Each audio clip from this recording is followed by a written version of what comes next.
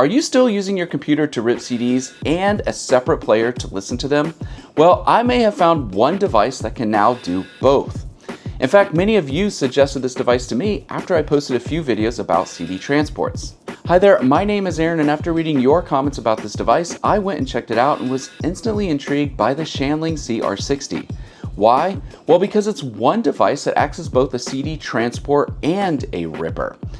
Is it time to finally ditch the clunky old workflow and use this one simple device to both rip our CDs and play them back using our favorite DACs? Or is this ripping device more trouble than it's worth and it's better off just using it as a CD transport instead? Let's dive in and see how well the Shanling CR60 works, what does the quality look like, and how does it compare with another popular transport at twice the price. Let's first talk about using the CR60 as a CD transport, and then I'll tell you about my experience using it as a ripper.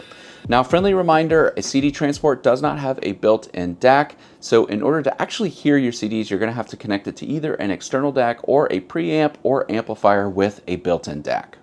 The CR60 is a transport with a small footprint that has digital outputs, including coax, optical, and USB, to connect to your favorite external DAC, which in my case is my Denafrips Aries 2. The CR60 features a slide-out tray with a Philips drive unit and a Sanyo HD850 laser. I found the opening and closing to be nice and smooth and pretty quiet. You can hear some faint squealing when the disc loads, but I never found it annoying. There is a small display on the front of the unit that's nice but challenging to read, and the unit comes with a remote control. Lastly, the unit is powered by a second USB connection or optionally a 12-volt DC brick, which you will have to buy separately or use one you already have on hand. All of my testing used the USB power connection.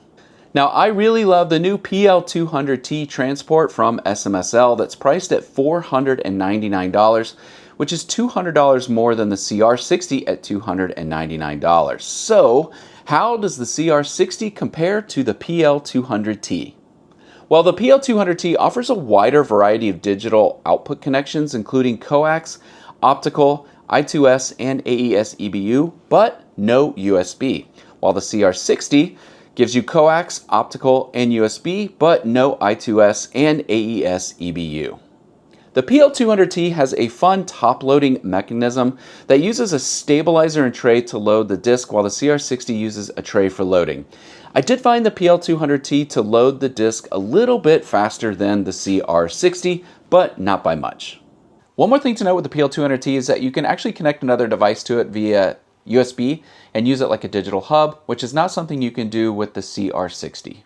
Now, if you are curious about sound differences between the units, keep in mind these are transports sending the digital info, the ones and zeros, to an external DAC where the audio is converted to an analog signal.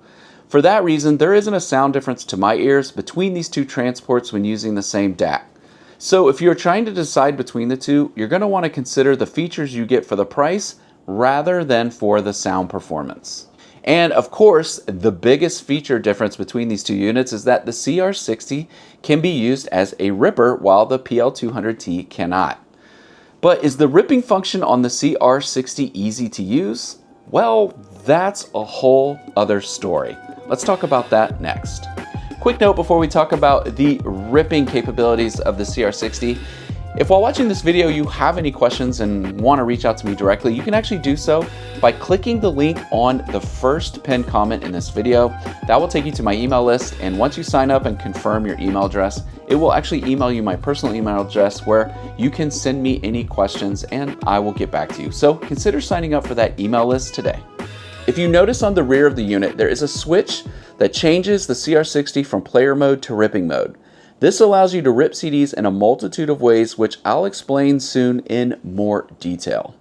But before we continue, I want to point out that this is a ripping device only. It does not burn CDs. I actually use this cheap $40 external CD DVD drive that I bought off Amazon to burn CDs. But I really want to point out that the CR60, it rips CDs but does not burn them.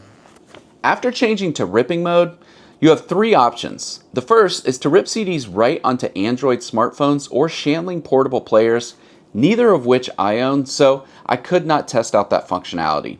According to Shanling, this can be done with their Edict Player app that will provide all the tagging, which is nice. The other option is to rip directly to a USB drive.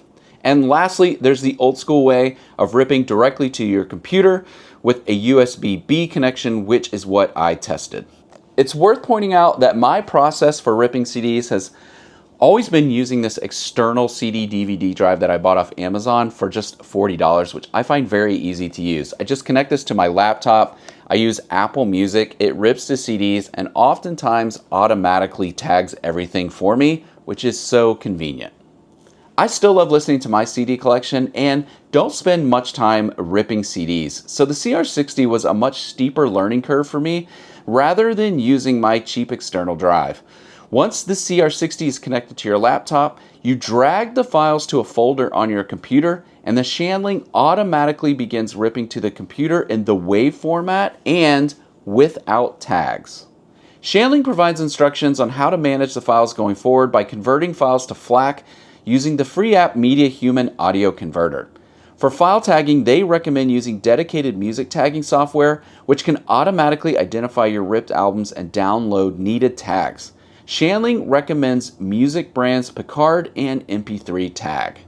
I use the Picard software and hit some roadblocks that really have nothing to do with the software or the CR60. It's 100% user error.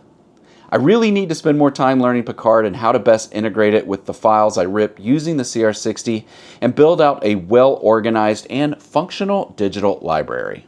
But I imagine for anyone who rips CDs a lot and is familiar with tagging software and is a lot more organized with their digital library than me, they will find the ripping process with the CR60 to work well for their needs. Honestly, I'm still tempted to use this cheap external drive and Apple Music to rip and tag my music for me, but hopefully I'll adjust to the CR60's process and will definitely be using this a lot as a CD transport. But for folks who like ripping CDs, do you think the CR60's process of automatically ripping them to WAV files and then having to have software to convert them to FLAC files, then having to have more software to identify and tag them, is a cumbersome process, or is this just a standard process? Please let me know your thoughts in the comments below.